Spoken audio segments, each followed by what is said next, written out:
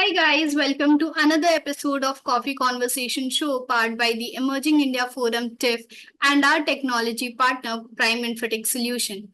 It's the Emerging Entrepreneurs series and today's theme is exploring the world of international investments. I am Jolly Singh, co-host at Coffee and associate with Prime Infotech Solution, and today we have with us Anil Birajdar, a trailblazer in the realm of fiduciary services and cross border financial solutions. With a decade long global experience and a diverse background spanning Europe, Asia, North and South America, Anil brings a wealth of insights into the intricate world of international investments. As the co founder of Bhishma Advisory Private Limited, Anil's expertise lies in strategizing and implementing client-centric structures, navigating complex regulatory frameworks, and fostering vibrant work cultures across diverse teams. In today's conversation, we will be delving into Anil's journey, his approach to tackling challenges, and his vision for the future fiduciary services. A very warm welcome to you, sir. Thank you so much, Jolly. Indeed, it's a pleasure. The same here, sir. So our entire conversation is divided into three parts. We start off with the professional questions round. Then the second round is the personal questions round, where apart from the serious stuff that we would be discussing in the first round, we try to get to know you better personally, your personal journey and everything. And then we try ending up the entire conversation with a fun rapid fire round. And mind you, if you answer great, your answers are interesting, you all might win a signed ebook from our director Lion Amir Virani. So let's get started with our today's conversation. And it's the very first round, which is the professional questions round. And my very first question to you would be, sir, that can you tell us about your journey to becoming a co-founder at Bhishma Advisory Private Limited? Definitely, Jolly. Basically, before starting Bhishma Advisory Group, me and another co-founder of Bhishma Advisory, his name is Satya Prakash, who is based out of Bangalore and Singapore. So we both used to work overseas. So I spent almost 10 years overseas working, almost 3 years in Germany, then moved to Brazil, almost again 3 years in Brazil, 1 year in Caribbean, and 3.5 years in Dubai. So likewise with another co-founder, he spent quite a number of years in British Virgin Islands, Singapore, Sri Lanka, Dubai. We were colleagues. And when we were working in Dubai, so that time we realized India is lacking a firm which has an Indian base, but have aspiration to take Indian companies global. So with that thought, we moved from Dubai to Bangalore, started Bhishma Advisory Group with the whole intention is to give a global platform to Indian companies, not only in Singapore, US, UK, UAE, everybody does that, like even we do that one, but taking Indian companies such a remote places like Brazil, Argentina, Peru, or even in Africa like Ghana, Uganda, Rwanda, especially in Europe, we have done quite a bit work in Poland, Norway. So those countries which are non-standards or non-conventional, what we call. So the whole intention was, as mentioned, giving global platform to Indian companies from 360-degree management perspective, company management perspective, especially from the legal compliance and tax perspective, end to end, inception till dissolution. And the most important part and aspect of our job is how tax efficiently we can get the funds back into the parent company in India when the overseas company becomes profitable. Okay, sir. Sir, what inspired you to specialize in fiduciary services, particularly in cross-border restructuring and international tax solutions? Definitely, as you know yourself knows that especially there is no proper education per se for fiduciary services. Yeah. So you need to be have a certain element of lawyer. You need to have certain element of a tax advisor. At the same time, you need to have certain elements, certain education experience of a company secretary also. So it's kind of a very thin and blurred line between all 3-4 aspects of a different profession. And at the same time, you will hardly find any global university you go, you will find a LLM in international taxation, but you will not find any course in any of the university across the globe where they will teach you how to set up the company, how to do the company management, and how to maintain the company in good standing. So that's what we learn over the job, and later we implement. So we thought this can be a very good profession going forward. And with that leap of faith, we started Bhishma Advisory, and it proved to be right. Okay, sir. Great, sir. Sir, with your extensive global experience, you mentioned the places that you have worked in over the years overseas. Could you share some of the memorable moments or challenges that you have faced while working across different jurisdictions? And what exactly have you found different when you shifted back to Bangalore? So, place like a Singapore, a place like a UAE, where mostly the foreign exchange is not that very stringent. So, in case you want to make a payment from Singapore company to UK company or a German company, and likewise from UAE company to German company or US company, it's a very straightforward process. The way we transfer or way we do phone pay each other, the same way the international transaction happens. But especially the country like India, Brazil, quite a few African countries, they have their own rules and regulations, and nothing wrong in that one. For some or other reason, it has been set for the proper accountability, proper taxation, and there are quite a few reasons behind that to doing that one. So the difference between Singapore, UAE, and place like India, Brazil, where foreign exchange has been strictly monitored, where it takes time to make the payment overseas, and those kind of challenges delay sometimes the transaction happen between two countries, two parties, or two companies. But as I mentioned, so there is a reason behind setting up the process, rules, regulation by the local authorities. And sir, how do you approach strategizing and implementing client-centric structures considering the complexities involved in international investments across the companies? Definitely. So that is one of the most challenging part of our job. So majority times, if client comes to us and say that we are planning to set up a company in Brazil, or we are planning to set up a company in Peru or Chile. So sometimes clients, they are very good at their work. They know what they are exactly doing, but they don't need to know how the international taxation works, how the double taxation treaty works, or even the company, their overseas company becomes profitable, how much profit they can take it back to the parent company in India, even though the company profit is suppose 10 million, but actually the 10 million, when it come back to India, whether it will be 10 million, 7 million, 8 million, they don't have aware about that one. So actually the vital role of advisor like come into the picture. So the initially when we sit with the client, we try to understand their whole intention of that business, how we can structure, like whether Indian company can own directly the Brazilian company, or can we set up a company, a holding company, whether it place like a Netherlands, place like a Singapore or UK or Ireland, where Brazil has a very good tax treaty with these countries, and the same country like a Singapore has a good tax treaty with India. So ideally for client like with the example which we have given, instead of setting up an Indian company 100% own subsidiary in a Brazil, it's always advisable that the Indian company set up a Brazilian company, Indian company set up a holding company in Singapore, and the Singapore company set up the underlying subsidiary in Brazil. So that way we can bring the tax efficiency to the structure.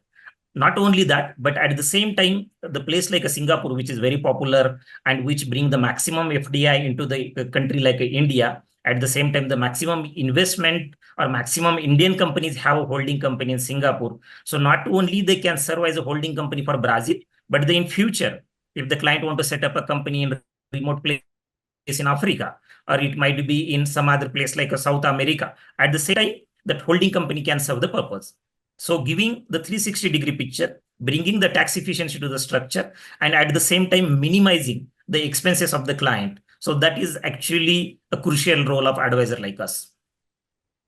As someone deeply involved in FATCA, GATCA, and BEPS, how do you stay updated with the evolving regulatory landscape, and what strategies do you exactly employ to ensure compliances for your clients? So that is again, that is the second biggest challenge. The work like consultant like for us, especially the world is constantly changing. Not Yeah. only since last 2 years, 5 years, but since last 10, 15 years. Now there is going to be the common program most of the developed countries going to run as a global minimum taxation, where they want to bring all those countries on minimum taxation platform. That is one thing. Second thing, as you yourself mentioned, the FATCA, GATCA, BEPS, all those things are happening for the betterment of the taxation ratio or taxation is going to get by each country to get the fair share of each and every country. So especially to keep ourselves updated, we constantly follow OECD, which is we called as Organization of Economic Development, which issues all the BEPS related work. At the same time, we keep following the FATF list, where which are the countries are in the on the gray list, white list, black list. At the same time, all the developments come from the IMF or World Bank. So one of our team member is constantly dedicated to read the news and keep us, the management team, updating about the global changes happening, because each of us is not feasible to read each and every region's news. That is one thing. Especially we have a dedicated research team which keep everybody in the team updated about any tax treaties going to signing between two countries, any tax treaty ratification is going to happen, or any small legislative changes going to come. Suppose the Singapore budget is presented. Most of the times, if we are keep traveling, we are not aware what are the rules and regulations come in the budget, whether GST has been increased, corporate tax has been reduced. But there is a special members assigned for the special region to follow the rules and guidelines. What role do you think cultural sensitivity plays in your line of work, especially when leading teams comprising individuals from very diverse backgrounds? Absolutely, that is the utmost important thing, and sometimes we also get shockers when that cultural sensitivity is utmost priority when you are writing the email, when you are communicating over WhatsApp, Skype, or any kind of a communication. So cultural sensitivity we have to take into consideration. Like a few places like a Europe, where after office hour the office is shut, means it's shut. So nobody is going to revert. Friday 5 o'clock the office is closed, so only you have to wait till Monday 9 o'clock till they log in. But the place, most of the Asian countries, especially place like India, Bangladesh, Sri Lanka, or sometimes even in Singapore, little bit people are little bit eager to help you even on the weekend. But that's how we have to train the team as per the region, as per the local cultural sensitivity. And most of the times team members does take time, but eventually they are thorough when it comes to dealing with the different nationalities and different culture at the same time. Sir, also you have experience of setting up over 850 companies globally. So we would very much like to get some insights from the experience that you have had from setting these companies globally, and what were some of the key learnings of yours from this process? Definitely, no, it changes the perspective of setting up a company and how diverse the world is. Sometimes it looks like, setting up a company is very similar. What we do in Germany is very similar to UK. But though they are part of Europe, but setting up a company in both two jurisdictions is completely different. So setting up companies, fundamentally, you need to understand each and every jurisdiction as a unique. The basic fundamental you have to keep that in mind.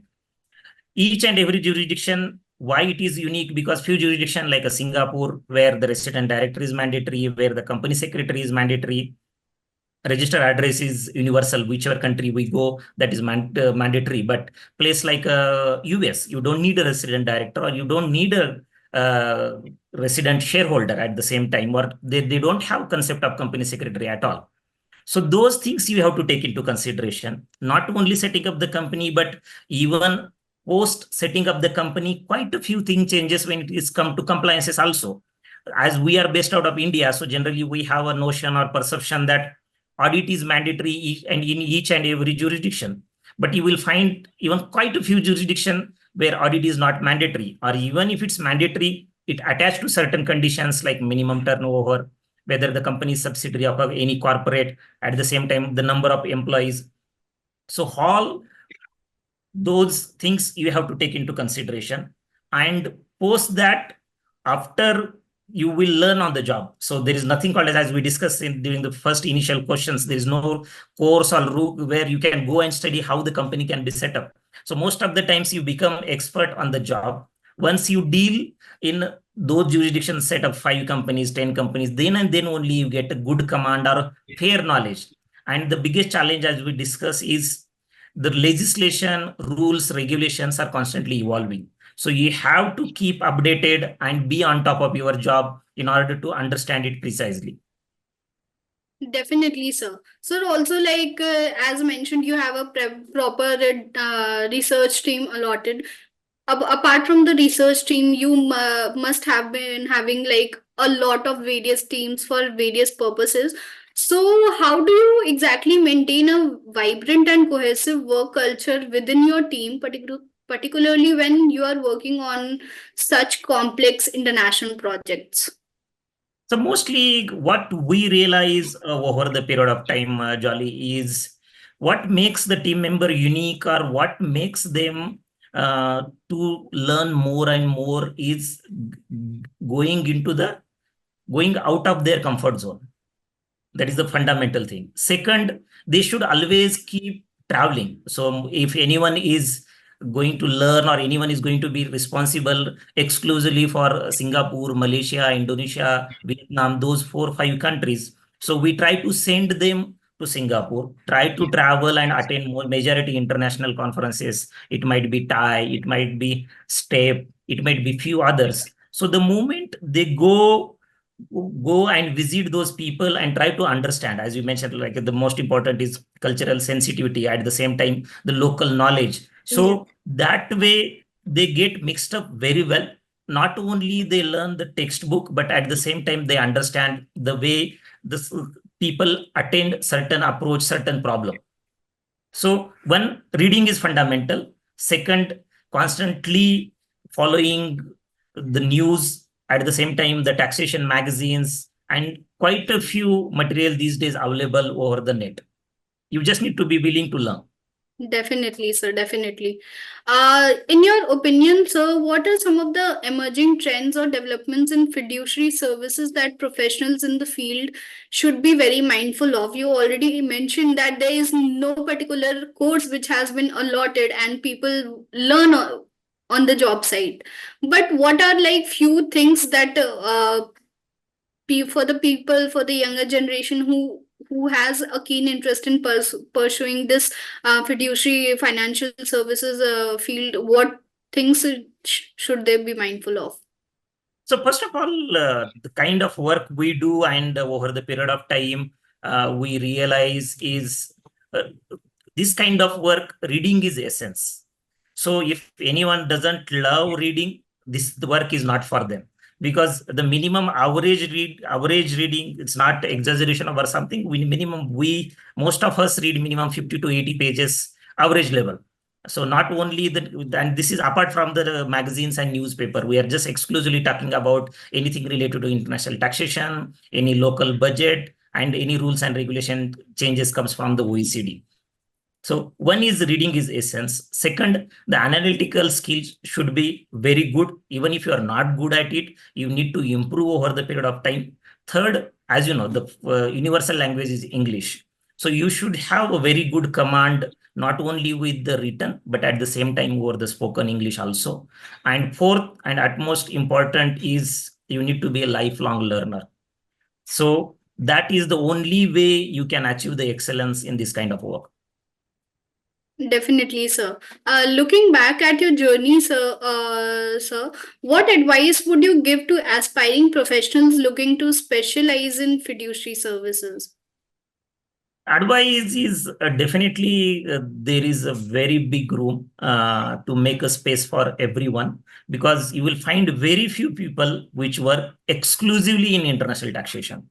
Under international taxation, though it's a very wide and it's very broad terminology, there are different 100 types of different jobs, 100 types of different roles. So the company formation is just one piece of it. At the same time, drafting the legal agreements, even when it comes to the compliances for one international company. So not a company secretary, but you need a CPA, you need a ICWA, you need a corporate lawyer. So there are different verticals attached to it. So definitely this profession is going to be thrive in next 10-15 years. Definitely, sir. That is it, sir, for the professional questions round. We are towards our next round, which is the personal questions round. And my very first question to you would be that what role has your family played in shaping your career and supporting throughout your journey? Definitely, just like all of us that wouldn't be in here if the family's support is not there, because uh, though my educational background is engineering, but when I tried to move over to fiduciary services, it was a shocker for the family, and they told, "Is this really something you want to do it?" And Yeah. they told, "I think I can give a try, and let's see how it works." If they wouldn't have supported that point of time, I wouldn't be today a co-founder of Bishma Advisory and doing this kind of satisfying work. The second part is, again, when it comes to family, that we travel a lot. So uh, out of 30 days minimum, 15 to 17 days minimum, we are out of the town. So the support of your wife, your kid, everything is there. Sacrifice is much more than us, we always believe. And without their support, whatever you are doing and achieving, it becomes next to impossible. Definitely, sir. Sir, so within the busy schedule that you have, you mentioned you are constantly traveling. How do you strike a balance between your professional commitments and the personal life?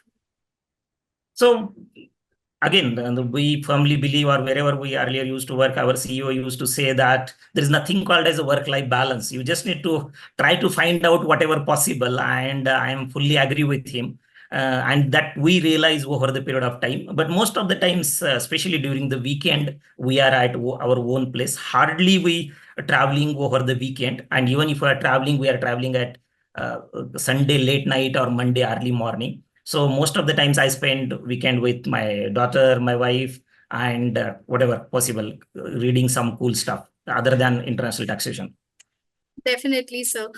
Do you have any close friends or mentors who have had like significant impact on your personal and professional growth?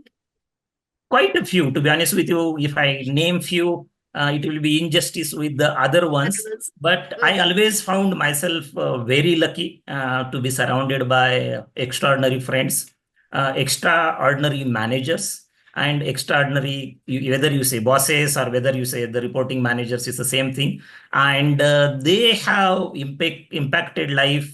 It's completely in a different way. So whether we agree or whether we are not agree, so whatever decision your manager is making and you are observing when you are a junior, the probability of you are going to make the same decision for the same situations when you are at their position. So you need to be really lucky to get very good friends, and at the same time getting the very good bosses, and at the same time walking on their path. And most of the times it's not easy. Obviously, sir. It's definitely not easy, sir. So like you may already mentioned that you travel a lot. Is there some particular place, your favorite travel destination that you have, and if it is, why? I like mostly Singapore. To be honest, there's no particular reason, though we have our own office and we do a lot of work in Singapore. Yeah. But in general, especially internationally, so Singapore has very vibrant ecosystem when it comes to startups, when it comes to mid-sized companies, when it comes to holding companies, and the kind of the work they do, and especially on the India front. If you see the majority FDI which come into India, it come through the Singapore, and it's going to be increased in multifold in next 5 years. So I always love to go to Singapore, spend time there, and again come back to Pune.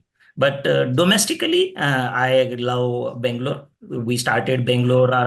The first office we set up in Bangalore. The other co-founder is also sits in Bangalore. So whenever I go to Bangalore, we get enough time to strategize, think about what are we planning to do next year, next quarter. And but in general, I found Bangalore is very cool place.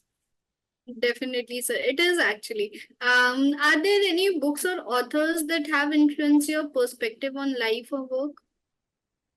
Quite a few. I love reading. So average level, I try to read at least minimum 1 to 2 books month on month. Most of my reading is during the flight or waiting at the airport to catch the next flight. So a few books I read recently, which means like one of the best books which I like, and I always keep recommending the not only the emerging entrepreneurs, but at the same time the close by friends also. So the book which I like a lot, one is 0 to 1, which is very popular book. That is one of the book. Another one of my favorite is everybody's favorite, Alchemist, which is Yeah. that is one of the good one. And one more book I read last month is Outliers.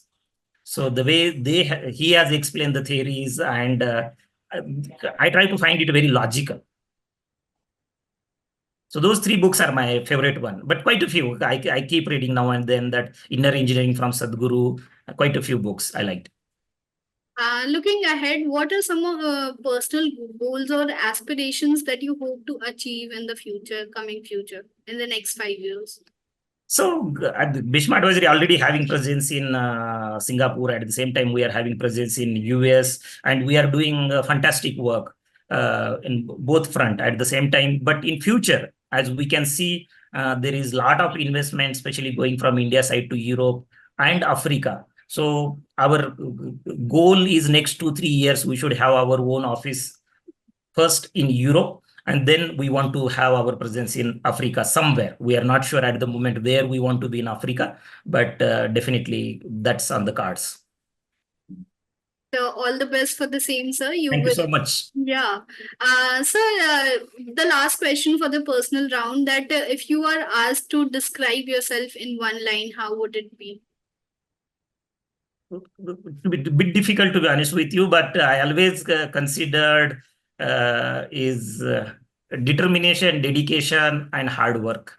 And there is no way you cannot reach where you want to be. Might it take a little longer, but definitely one day. But there is no substitute to hard work, and definitely a certain element of God's grace. Definitely. Thank you so much, sir, for for sharing your personal insights with us.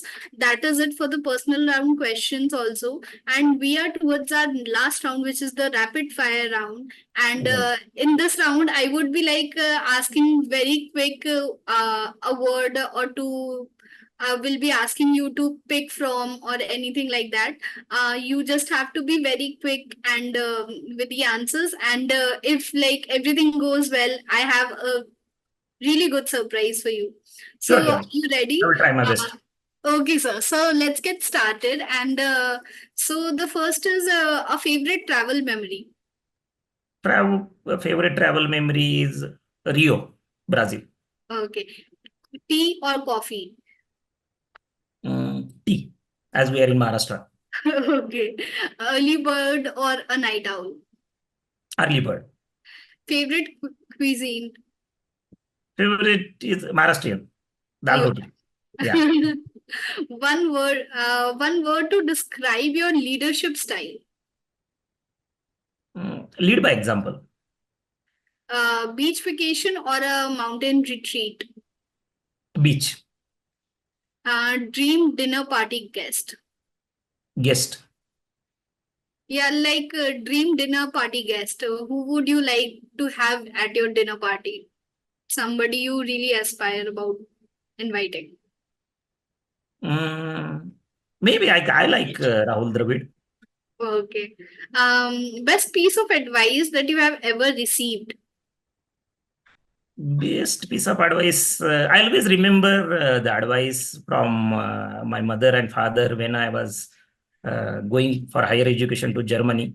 So that time they told me that is like, if you run behind money, you might get the money, but not the amount of money you are looking for.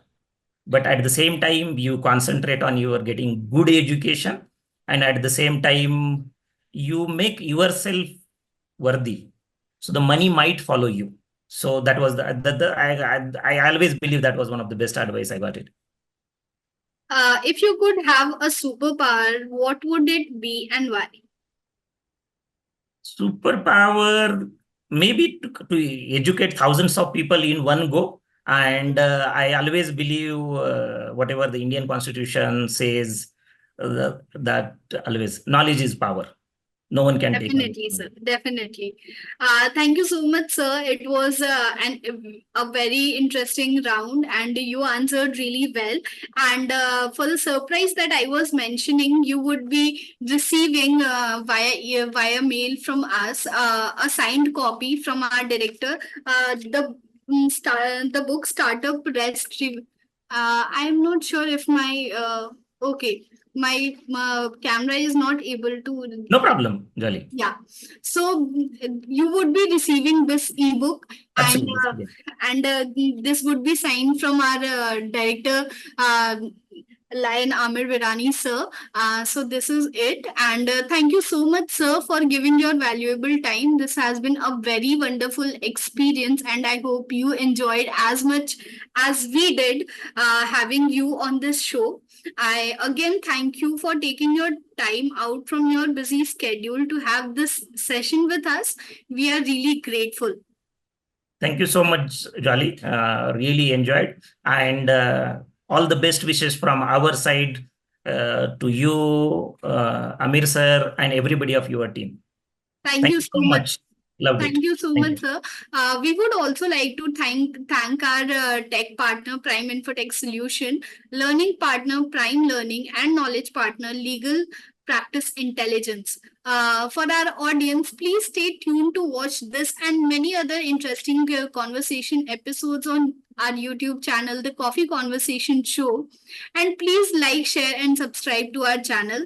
We would be coming up with yet another interesting guest with yet another interesting coffee conversation. Till then, take care and keep learning, everyone. Thank you so much for joining, everyone. Bye.